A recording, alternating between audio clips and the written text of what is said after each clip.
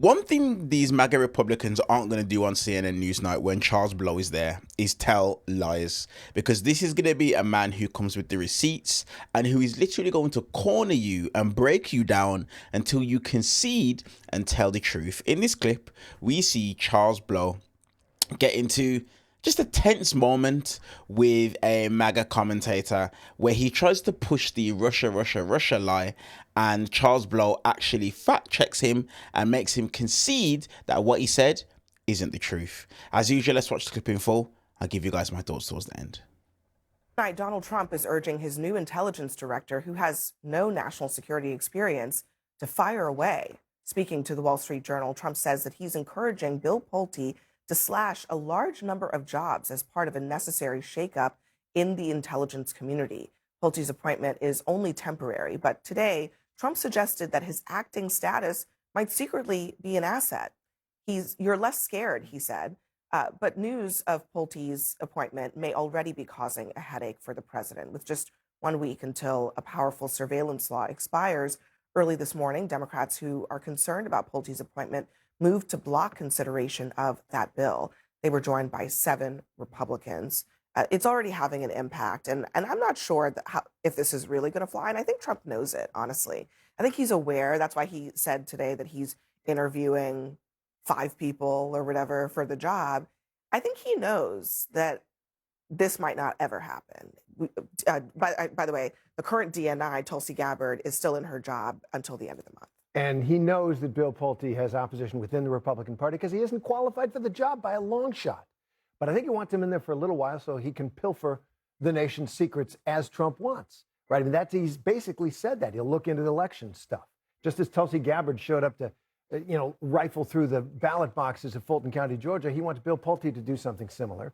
And just as Bill Pulte did at the mortgage finance agency that he ran, he wants him to rifle through the confidential information of his political enemies to see if he can get anything on that.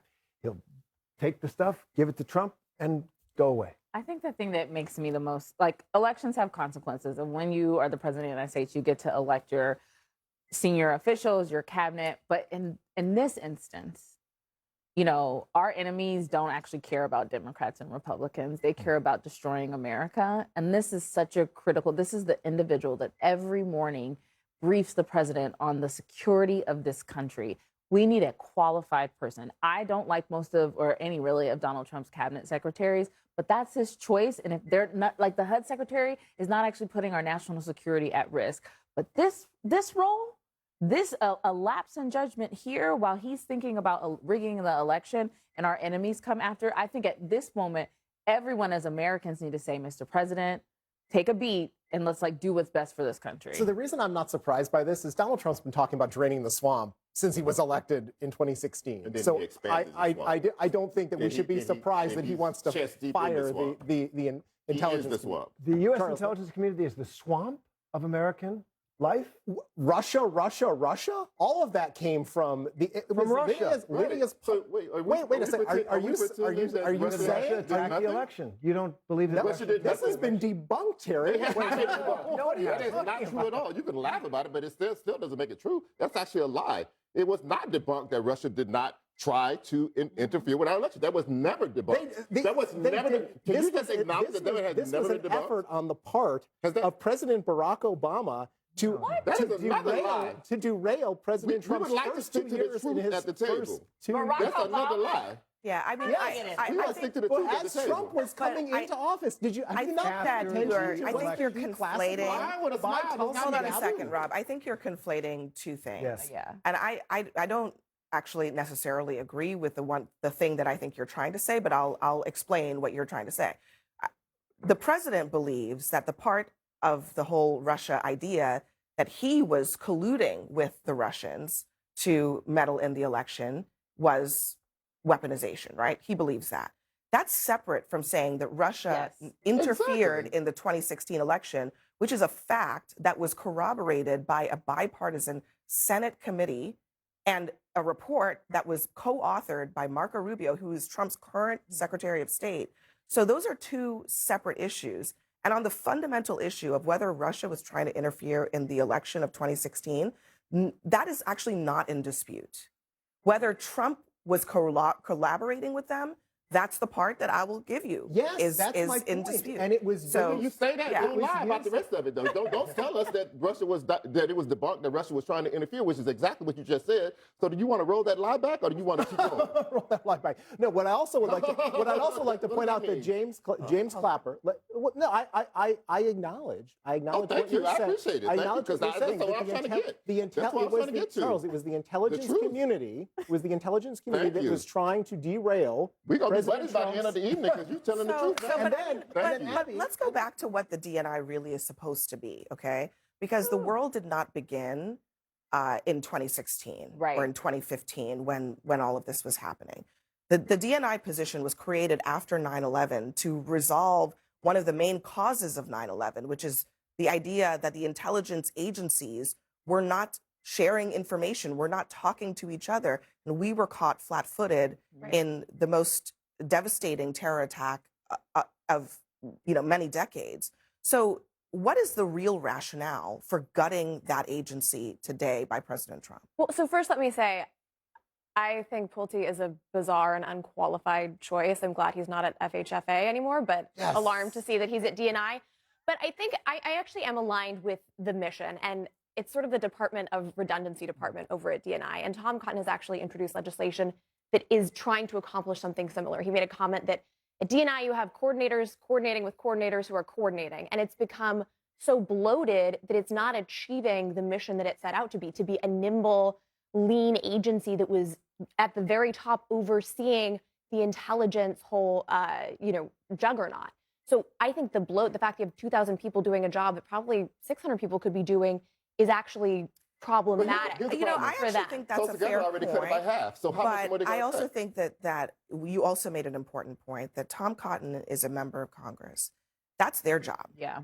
They created the agency. They outlined the qualifications for the person who ought to run it. They can streamline it if they feel like they need to, and they should. Why not do that as opposed to Trump? Trump seems to be saying, I want to do an end run around Congress. Surprise, surprise. Surprise, surprise. But we know that what happens is, I give credit to the Democrat administrations that have been in power, because what they do is they hire individuals for a lot of these government agencies, and then they burrow in. I mean, there's been study after study done that shows that the Democrats stick around and run these agencies even when a Republican president is in office. And I think that's what I was getting at with the frustration that Trump has with some of the political appointees who end up in these positions. Every president has We five. don't have to leave it there, unfortunately. Sorry, Darn guys. it. So, listen, I don't need to go in depth on the Russia point that Rob made. Look, everyone knows the facts about it, clearly except MAGA. The MAGA position basically just conflates two separate questions. Number one, did Russia interfere? That is yes. That is something that is bipartisan, that's agreed across the board. The only part of it that is in question is, did it change the outcome of the election? And that is just something that is widely debated today. But what I really want to focus on when it comes to just giving my thoughts on this clip is the fact that, as I consistently say, MAGA know what they're doing when they do what it is that Rob Gentleman just done. He knew that what he was saying was a lie. He knew it. But these guys put stuff out there into the atmosphere. Why? Because they don't need facts. They don't need proof. They just depend and rely on nobody pushing back and fact checking them. That's what it is that they do. We can literally see it right now with what's taking place in California. They can throw out that election interference is taking place, that election interference is going on, but they have absolutely no proof. The exact same way Donald Trump done the same thing in 2020 with the when he tried to say that the election was stolen, but over 60 times in a court where his lawyers couldn't provide any evidence, couldn't provide any proof, and over 60 times they were beaten in court every single time. This is a playbook from Donald Trump that MAGA employ all over the place. They don't have to say facts. They don't have to give evidence. They can just give an opinion. They can just say something because they know that their followers are so dumb that guess what? They won't have to corroborate anything that it is that they're saying. They can just throw it out there and no one will say nothing back to them. And this is the problem with MAGA. This is one of the main reasons why you can't really have a good faith conversation with these individuals, because when it's all said and done, they don't care about reality. All they care about is what aligns with Daddy Donald Trump. And that's the reason as to why you saw Rob lie at the start of the clip, and then towards the end of the clip you literally heard Charles Blow turn around and say, we're going to be buddies by the end of this because now you're telling the truth. This is the frustration when you have a discussion with someone who's MAGA. These aren't people that debate and have conversations in good faith. They're not. And they know that they're not. They know that they're not. Honestly, these guys are the most embarrassing bunch. Let me know your guys' thoughts on this exchange in the comment section below, and do all the usual stuff. Like, subscribe, hype, and turn on the bell notification. I'll see you guys in the next one.